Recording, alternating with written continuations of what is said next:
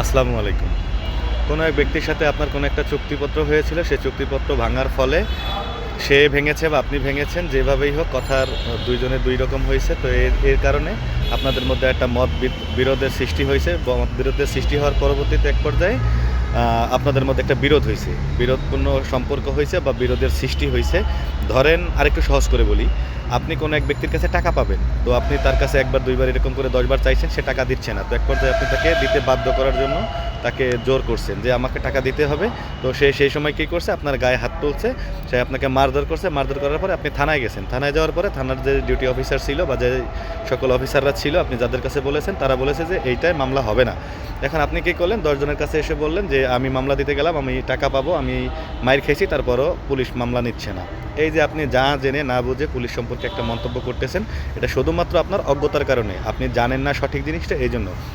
বিষয় হচ্ছে আপনি যেই জায়গায় যে ঘটনাটা ঘটিয়েছেন, বিষয়টা পুলিশ জানে না। এটা হচ্ছে প্রথম কথা। দ্বিতীয় কথা হচ্ছে আপনাকে সে গায়ে হাত তুলছে, মারধর করছে। মারধরের বিষয়ে এই জায়গায় ২টা বিষয় আছে। একটা হচ্ছে আপনার মামলা কখন হবে আর কখন হবে না, এই জিনিসটা আগে আপনার জানতে হবে। একটা হচ্ছে ধর্তব্য অপরাধ আর একটা হচ্ছে অধর্তব্য অপরাধ। ধর্তব্য হচ্ছে কোনটা, যেটা গুরুতর, আর যেটা অধর্তব্য সেটা হচ্ছে মোটামুটি, যেটা আর কি আপনি মনে করেন হুমকি দিছে বা আপনাকে মারবে, কাটবে, এই করবে, সেই করবে, এই সমস্ত কথাবার্তা বলছে, এগুলো হচ্ছে অধর্তব্য। এগুলো হচ্ছে জিডি করতে হবে। জিডি করে একটা প্রসেসিংয়ের মাধ্যমে পরবর্তীতে এটা মামলা হবে। কিভাবে হবে সেটাও বলে দিব। কিন্তু প্রথমটা বলি, কিভাবে আপনি মামলা দিতে পারবেন বা থানায় গেলে আপনি মামলাটা নিবে। এটা হচ্ছে আপনার মাথা ফেটে গেছে বা মেজর ইনজুরি বলতে যেগুলো বোঝায়, শরীরের ৮টা অংশে যদি কোনোভাবে আহত হয় তাহলে হচ্ছে সেগুলো মেজর। যেমন মাথা, চোখ, কান, গলা, এই হাত ভাঙা, আপনার নিজের মানে পুরুষাঙ্গ বা মেয়ে হলে স্ত্রী অঙ্গ, এই যে এইগুলা যদি আহত বা কোনো মারাত্মক ধরনের কোনো ক্ষতি হয়, এইগুলা গুরুতর জখম হয়, এগুলা এই সমস্ত ক্রিটিক্যাল যদি কোনো কিছু হয় তাহলে আপনি গেলেই মামলা দিতে পারবেন। এক্ষেত্রে আপনার কাউকে বলতেও হবে না, পুলিশ নিয়ে সমালোচনাও করতে হবে না, অভিযোগও করতে হবে না। আপনি গেলেই যাওয়া মাত্রই আপনি মামলাটা দিতে পারবেন। আর দ্বিতীয় কথা হচ্ছে অধর্তব্য যেটা, সেটা হচ্ছে আপনাকে একটা ধাক্কা দিল, একটা গালি দিল বা আপনাকে হুমকি দিল, আপনাকে এই করবে, সেই করবে, এরকম কথাবার্তা বলল বা ২টা ধাক্কা দিল, আপনার যেগুলা হচ্ছে দেখা যাচ্ছে না বা বোঝা যাচ্ছে না। তো এই ক্ষেত্রে আপনি মামলা গেলে দিতে পারবেন না। আপনি একটা জিডি করতে পারবেন। জিডিটা করার পরবর্তীতে এই জিডি কপিটা হচ্ছে থানার যে ডিউটি অফিসার থাকবেন, ওসি মহোদয় থাকবেন, ওই ওসি স্যার হচ্ছে একজনকে ইন্ডোজ করবেন। ইন্ডোজ করার পরে সে এই কাগজটাকে আদালতে পাঠাবে। আদালতে পাঠানোর পরে আদালত থেকে একটা অনুমতি নিতে হবে যে এটা একটা অধর্তব্য অপরাধ, এই জায়গায় আমরা তদন্ত করতে চাচ্ছি। তদন্ত করার এই যে অনুমতিটা চাওয়া, এটা চাওয়ার পরে আদালত একটা অনুমতিপত্র দেবে। অনুমতিপত্র দিলে আদালত আপনাকে ডাকবে এবং ওই পক্ষ, আপনার সাথে যার বিরোধ হয়েছে সেই পক্ষকে ডাকবে।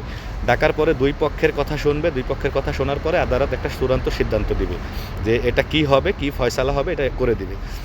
আর যদি এই প্রসেসিং না হয়, যদি আপনি যান, আপনি যার বিরুদ্ধে অভিযোগ করেছেন অর্থাৎ জিডি করেছেন, সে যদি না যায় তাহলে তাদের বিরুদ্ধে ওয়ারেন্ট ইস্যু করবে আদালত। আদালত ওয়ারেন্ট ইস্যু করার পরবর্তীতে তাদেরকে থানা হেফাজতে আনা হবে। থানা হেফাজতে আনার পরবর্তীতে কোর্টে সোপর্দ করা হবে। তার পরবর্তীতে এই বিচার প্রক্রিয়া, এই কার্যক্রমগুলো শুরু হবে।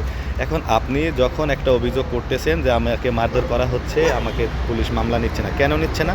আশা করি ব্যাপারটা বুঝতে পারছেন। ২টা অপরাধের কারণে আপনি মানে ২টা কারণে হচ্ছে মামলা হয় এবং হয় না। একটা হচ্ছে ধর্তব্য অর্থাৎ গুরুতর যে আহত, নিহত বা গুরুতর জখম, যেটা মেজর ইনজুরি বলে।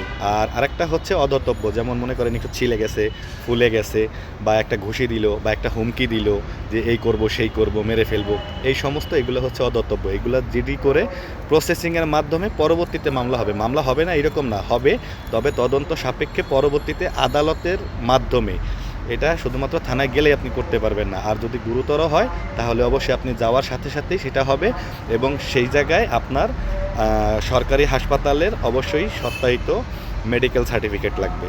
তো আশা করি এই ব্যাপারটা ক্লিয়ার বুঝতে পারছেন। তারপরেও যদি কোনো মানে বোঝায় যদি কোনো রকম কোনো কিছু থাকে আমাকে জানাবেন, আমি চেষ্টা করব আপনাকে কমেন্টসে বা ইনবক্সে বাকিটা বুঝিয়ে দেওয়ার জন্য। তো ভালো থাকবেন। আসসালামু আলাইকুম।